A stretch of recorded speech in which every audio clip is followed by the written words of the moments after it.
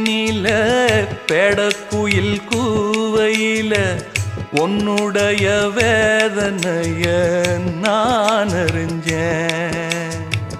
பொங்கலத்தில் மாலையிட ஒன்னிரண்டு தோளத்தொட என்ன தவம் செஞ்சேனோ என் மாமா.